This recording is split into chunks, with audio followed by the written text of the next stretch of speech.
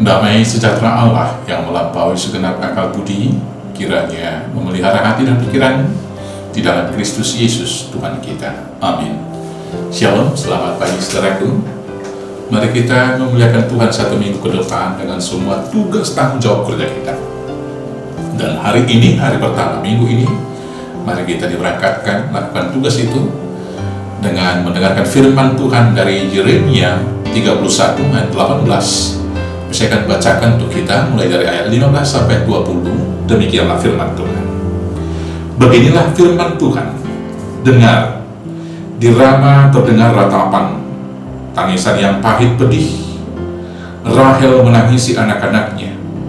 Ia tidak mau dihubur oleh anak-anaknya, sebab mereka tidak ada lagi. Beginilah firman Tuhan. Cegahlah suaramu dari menangis, dan matamu dari mencucurkan air mata, sebab untuk jeripayahmu ada ganjaran. Demikianlah firman Tuhan. Mereka akan kembali dari negeri musuh. Masih ada harapan untuk hari depanmu. Demikianlah firman Tuhan. Anak-anak akan kembali ke daerah mereka. Telah kudengar sungguh-sungguh Efraim meratap. Engkau telah menghajar aku, dan aku telah menerima hajaran. Seperti anak lembu yang tidak terlatih, bawalah aku kembali, supaya aku berbalik. Sebab Engkaulah Tuhan Allahku. Sungguh sesudah aku berbalik, aku menyesal. Dan sesudah aku tahu akan diriku, aku menepuk pinggang sebagai tanda berkabung. Aku merasa malu dan bernoda, sebab aku menanggung aib masa mudaku. Anak kesayangankah gerangan Efraim bagiku, atau anak kesukaan? Sebab setiap kali aku menghardik dia, tak putus-putusnya aku terkenang kepadanya. Sebab itu hatiku terharu terhadap dia. Tak dapat tidak, aku akan menyayanginya. Demikianlah firman Tuhan.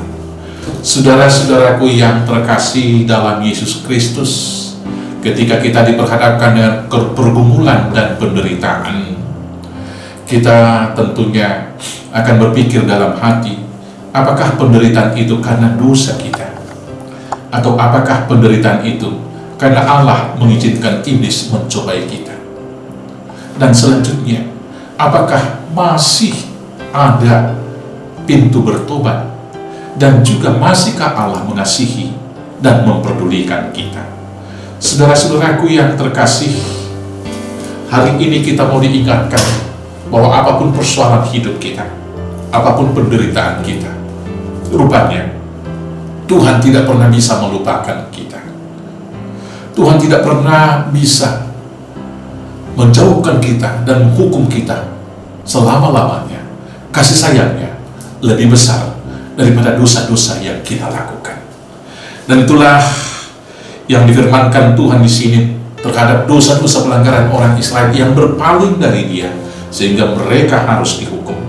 Tetapi Tuhan selalu mengingat Efraim, selalu melihat dia sebagai anak kesayangan, dan senantiasa masih memberikan masa depan yang lebih baik. Maka karena itu saudara-saudaraku yang terkasih, hari ini firman Tuhan mengatakan, telah kudengar sungguh-sungguh Efraim meratap. Engkau telah menghajar aku, dan aku telah menerima hajaran. Seperti anak lembu yang tidak terlatih, bawalah aku kembali, supaya aku berbalik, sebab Engkaulah Tuhan Allahku. Karena itu saudaraku yang terkasih, apapun penderitaan yang kita hadapi, apapun kegagalan yang kita hadapi, dan situasi tersulit apapun realitas hidup kita saat ini, mungkin karena dosa pelanggaran kita, hari ini yang pertama yang kita lakukan, senantiasalah datang berdoa, berseru-seru kepada Tuhan, meminta pengampunan. Yang kedua, percayalah, Tuhan pasti mendengarkan kita. Yang ketiga, Tuhan pasti mengasihi kita, karena kasih Allah lebih besar daripada dosa-dosa pelanggaran kita. Dan yakin percayalah, apapun pergumulan, penderitaan yang kita hadapi sekarang, masih ada harapan untuk hari besok. Karena anak-anak Tuhan senantiasa diberikan pengharapan yang baru.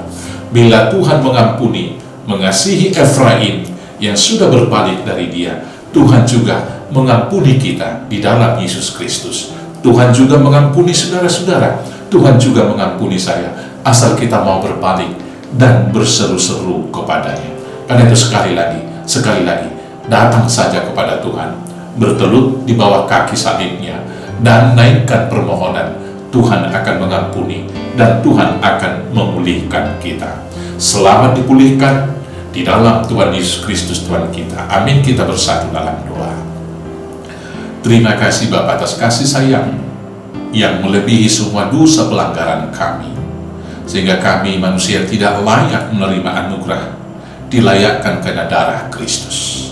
Tuhan, dengan semua keberadaan kami, dengan semua pergumulan kami, jangan biarkan kami berputus asa. Tetapi Tuhan kiranya menguasai hati akal pikiran kami, agar senantiasa diingatkan bahwa kasih-Mu lebih besar daripada dosa-dosa kami. Kasih Tuhan lebih besar dari murka Allah. Maka dengan hati yang remuk redang, dengan semua keberadaan kami datang mohon pengampunan kepada Tuhan, agar kami dilayakkan dalam hidup ini, dan diperlengkapi memenangkan tiap-tiap pergumulan kami. Secara khusus ketakutan kami menghadapi penyakit, yaitu wabah yang menyerang negeri dan dunia ini, yaitu penyakit coronavirus varian baru, yaitu Omikron. Bapak, kuatkan, mampukan kami, agar kami mengingat bahwa Tuhan lebih besar daripada semua penyakit itu. Baiklah hidup bernegara kami, hidup bergereja, dan hidup pribadi-pribadi kami tengah keluarga Tuhan urapi, Tuhan berkati.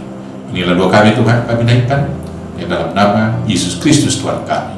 Amin. Shalom, selamat beraktivitas. Tuhan Yesus memberkati. Horas, horas, horas.